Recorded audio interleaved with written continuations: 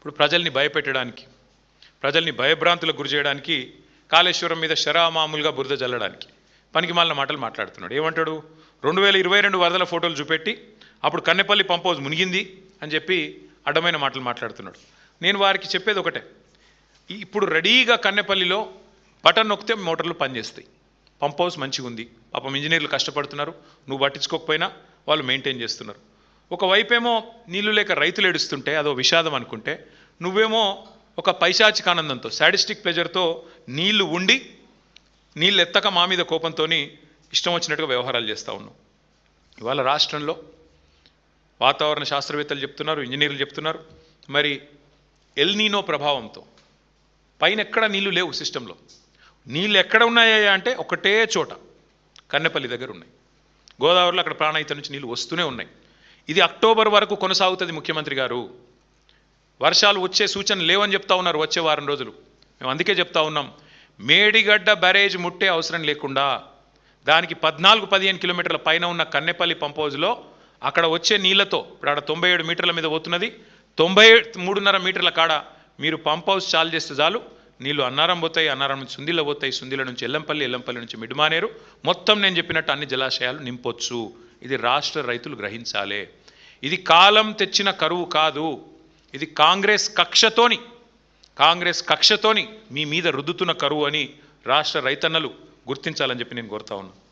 రేవంత్ రెడ్డి గారు దయచేసి మా మీద కక్ష ఉంటే కేసులు పెట్టు, మా మీద కక్ష ఉంటే మమ్మల్ని బూతులు తిట్టు, మా మీద కక్ష ఉంటే ఇంకా రోత మాటలు మాట్లాడు, మాకేం పర్వాలేదు, అలవాటైపోయింది. కానీ రైతుల మీద దయచేసి పగబట్టకు, రైతుల మీద కోపం తీర్చుకోకు. కాళేశ్వరాన్ని బదనాం చేయాలి, కాళేశ్వరం కూలేశ్వరం అని చెప్పి పనికిమాలిన కూతలు కుయ్యాలి అని చెప్పి వాగే పిచ్చివాగుడిలో దయచేసి రైతులు, రాష్ట్రంలోని లక్షలాది మంది రైతుల వారి నోట్లలో మట్టి కొట్టకు. ఇది నా ప్రార్థన.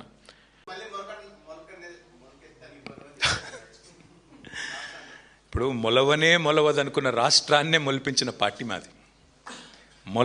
మొలవదన్నారు. అట్లాంటి ఒక రాష్ట్రాన్నే మొలిపించిన నాయకుడు కేసీఆర్. ఆయనను ఈ అంగుష్ట మాత్రుడు, ఆయనకు హైట్ ఒకటే తక్కువ అనుకున్నా, బుర్ర కూడా తక్కువ అని ఈ మధ్యనే తెలిసింది. అందుకే అనేది మాట్లాడేటప్పుడు ఒళ్ళు దగ్గర పెట్టుకొని మాట్లాడాలి. మీ రాహుల్ గాంధీ గారు వరుసగా 2014 నుంచి ఇప్పటిదాకా 3 ఎలక్షన్లు ఓడిపోయింది. అయితే ఖతం అయిపోయిందా కాంగ్రెస్? ఉంటుంది కదా, అడుగో బొడుగో ఆడనే ఉంటుంది.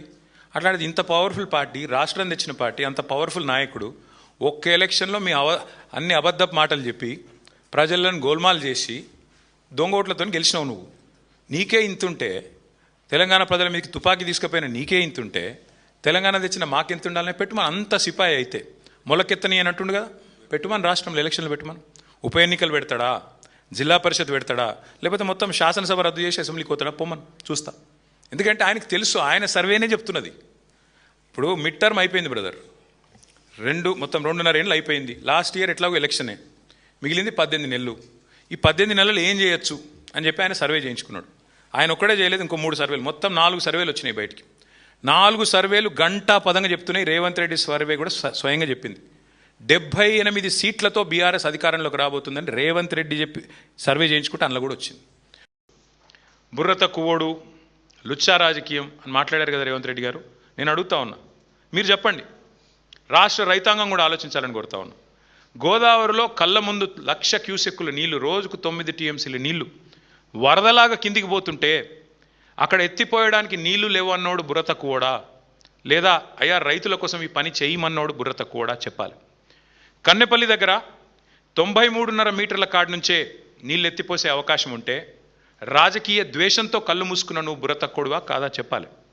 అట్లాగే ఇవాళ లేటెస్ట్గా మేడిగడ్డ దగ్గర 97 పైచిల్కు మీటర్ల మీదకి వెళ్ళి నీళ్లు పోతుంటే కళ్ళుండి చూడలేని కబోదిలాగా ప్రవర్తిస్తున్న నువ్వు బుర్ర తక్కువడివా, లేక వాస్తవాలు చూపెట్టే ప్రయత్నం చేస్తున్న మేము తెలివిలేనోళ్ళమా చెప్పాలి.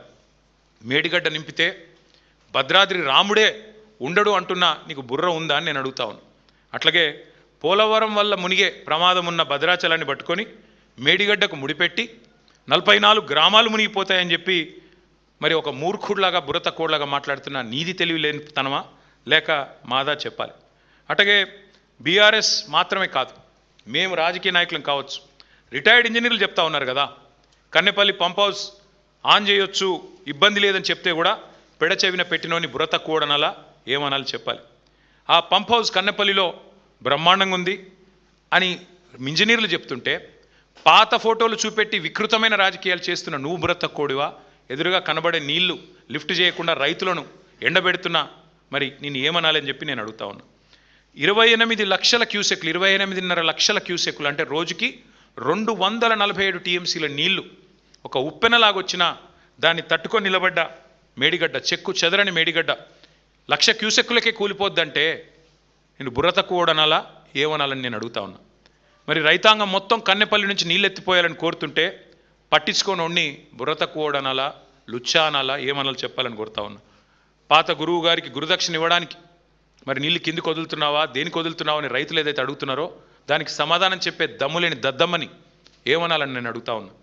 పట్టిసీమలో పంపులు వాళ్ళకి అదే గోదావరి మీద కిందికి పట్టిసీమలో పంపులు జలాలను ఎత్తిపోస్తుంటే పక్కన ఆంధ్రప్రదేశ్లో రైతులు సంతోషంగా ఉంటే ఇక్కడ కన్నెపల్లి పంప్ హౌస్కు తాళం వేసిన వాడిని బుర్ర తక్కువడనాలా, దరిద్రుడనాలా, ఏమనాలని నేను అడుగుతా ఉన్నా. ఇక్కడ స్పష్టంగా నేను చెప్పేది ఇది నేను చెప్పడం కాదు, ఇక వాళ్ళు రిటైర్డ్ ఇంజనీర్లు కూడా చెప్తున్నది, నా మాట కాదు. రేవంత్ రెడ్డి గారు దయచేసి అర్థం చేసుకోవాలని కోరుతా ఉన్నా. మేడిగడ్డ బ్యారేజీలు మేడిగడ్డ బ్యారేజీలు మూయకుండానే యథాతథ స్థితిని కొనసాగిస్తూనే కన్నెపల్లి దగ్గర నదీ ప్రవాహం 93.5 మీటర్లు నమోదైతే మరి వెంటనే కన్నెపల్లి పంప్ హౌజు మోటార్లు ఆన్ చేయవచ్చు. ఇది నేను చెప్తలేను, తెలంగాణ రిటైర్డ్ ఇంజనీర్స్ అసోసియేషన్ వాళ్ళు డీటెయిల్డ్గా అధ్యయనం చేసి వారు చెప్తున్న మాట. ఈరోజు ఈ నిమిషానికి నేను మళ్ళీ తెలుసుకునే చెప్తున్నా. 11 గంటలకు ఇవాళ అక్కడ ప్రవాహం ఎంత ఉంది కన్నెపల్లి దగ్గర అంటే 93.5 మీటర్లకే మీరు అక్కడ పంపులు ఆన్ చేయొచ్చు.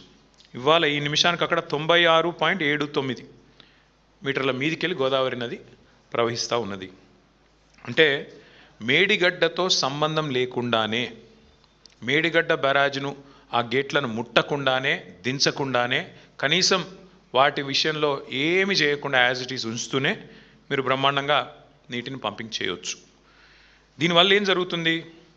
ఇవాళ కన్నెపల్లి దగ్గర ఏదైతే ఇవాళ నదీ ప్రవాహం ఉన్నదో మేము సిడబ్ల్యూసీ లెక్కల ఆధారంగా నేను చెప్తా ఉన్నాం. ఈ ప్రవాహం ఇప్పుడు జూలైలో ఉన్నాం మనం, జూలై 11 ఈ రోజు నుంచి అక్టోబర్ వరకు, ఎందుకంటే గత 50-60 సంవత్సరాల డేటా అధ్యయనం చేసిన తర్వాత సిడబ్ల్యూసీ రిపోర్ట్ ప్రకారం ఇక్కడ ఈ కన్నెపల్లి దగ్గర అక్టోబర్ వరకు ఇదే తీరుగా ప్రవాహం కొనసాగుతూనే ఉంటుంది. అంటే ఈ రోజు నుంచి అక్టోబర్ అంటే 100 రోజులు. ఈ 100 రోజులు అంచనా వేస్తే రోజుకు 2 టీఎంసీల lifting capacity Kannepalli pump house నుంచి కేసీఆర్ గారి నాయకత్వంలో మేము ఆ రోజు నిర్మాణం చేసినాం.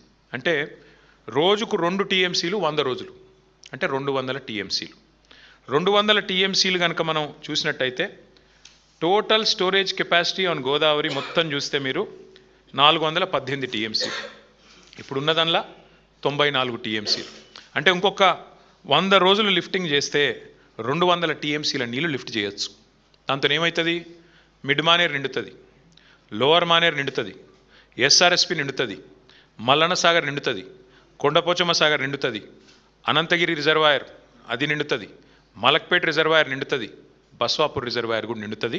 మొత్తం ఈ గోదావరి బేసినంతా సస్యశ్యామలం చేసే అవకాశం ఇవాళ ఈ రాష్ట్ర ప్రభుత్వానికి ఉంది అంటూ నేను, మా మధుసూనాచారి గారో, మా ప్రశాంత్ రెడ్డి గారో, మా రాజయ్య గారో, మా రమణారెడ్డి గారో చెప్పట్లేదు, చెబుతున్నది తెలంగాణ రిటైర్డ్ ఇంజనీర్ల సంఘం. దశాబ్దాలు తెలంగాణ కోసం పరితపించిన వాళ్ళు, దశాబ్దాలు ఈ ఇరిగేషన్ రంగంలో అనుభవం ఉన్నవాళ్ళు, వాళ్ళు చెప్తున్న మాట స్పష్టంగా మీరు నీళ్లు లిఫ్ట్ చేయవచ్చు మేడిగడ్డ ముట్టకుండానని చెప్పి స్పష్టంగా చెప్తా ఉన్నారు. అయితే ముఖ్యమంత్రి గారికి కొన్ని బేసిజాలు అడ్డం వస్తూ ఉన్నాయి. వారికి నేను ఇంకొక మాట కూడా చెప్తా ఉన్నాను. వారు నిన్న బోడిగుండుకి శంకరాచార్యులకు ముడిపెట్టినట్టు, అదేమంటారు మరి బోడిగుండుకు మోకాలకు ముడిపెట్టినట్టు, పీర్ల పండుగకు శంకరాచార్యులకు ముడిపెట్టినట్టు ఇష్టం వచ్చినట్టు మాట్లాడినారు. వాస్తవం ఏంటి అంటే మేడిగడ్డ బ్యారేజ్ ముట్టే అవసరం లేదు, నెంబర్ 1. నెంబర్ 2, మరి కన్నెపల్లిలో పంప్ హౌస్లో మోటార్లు చాలు చేస్తే నీళ్ళు ఎక్కడ పోతాయి అంటే అన్నారం నుంచి సుందిల నుంచి ఎల్లంపల్లి నుంచి పైకి మిడ్ మానేరు పోతాయి. మరి అన్నారం సుందిల విషయంలో ఏదో ఉన్నది అని మాట్లాడినారు. అయ్యా రేవంత్ రెడ్డి గారు, ఇరిగేషన్ మంత్రి ఉత్తమ్ కుమార్ రెడ్డి గారు, మీకు నేను చెప్పేది ఒకటే, మీ ఇంజనీర్లు చెప్తున్నారు మాకు, ఎవరో కాదు. అన్నారంలో సుందిలలో మీరు గ్రౌటింగ్ పని అయిపోయింది, అక్కడ గ్రౌటింగ్ ఏదైతే చేయాల్సి ఉండే పని అయిపోయింది. అక్కడ నీళ్లు పరిమిత సంఖ్యలో, ఇది నేను చెప్పట్లే, మళ్ళీ ఇది కూడా రిటైర్డ్ ఇంజనీర్లు చెప్పినారు, చాలా స్పష్టంగా చెప్పారు. ఏం చెప్పారు? వారు ఏమన్నారంటే, నేను చదివి వినిపిస్తాను. మినిమం డ్రాడౌన్ లెవెల్ 93.5 మీటర్స్ దగ్గర మరి ఇక్కడ లిఫ్ట్ చేసి కన్నెపల్లి పంప్ హౌస్ నుంచి 3 టీఎంసీ లిఫ్టింగ్ కెపాసిటీ ఉంది. పైకి సాఫీగా వెళ్ళడానికి అన్నారం సుందిల్ల జలాశయాల వద్ద మరి ఎండిడిఎల్ మెయింటైన్ చేయాలి. అన్నారం దగ్గర 116.5 మీటర్లు మెయింటైన్ చేయాలి. సుందిల్ల దగ్గర 126.5 మీటర్లు మెయింటైన్ చేయాలి. ఈ స్థాయిలో బ్యారేజీలు సురక్షిత పరిధిలో ఉంటాయి. నేను చెప్పడం లేదు, ఇంజనీర్లు చెప్తున్నారు. అట్లాగే వాళ్ళు ఇంకో మాట అన్నారు, 3 పంపింగ్ స్టేషన్లు ఒకటేసారి కన్నెపల్లి కానీ పైన ఉన్న 2 పంపింగ్ స్టేషన్లు కానీ సమన్వయంతో పనిచేస్తే, లక్ష్మీ, సరస్వతి, పార్వతి 3 పంపింగ్ బరాజులు, పంపింగ్ హౌజులు పనిచేస్తే అన్నారం జలాశయంలో సుమారు 5.1 టీఎంసీ, సుందిల్లలో సుమారు 3.78 టీఎంసీ, మొత్తం కలిపి 8.8 టీఎంసీల వరకు వెంటనే నిల్వ ఉంచవచ్చు.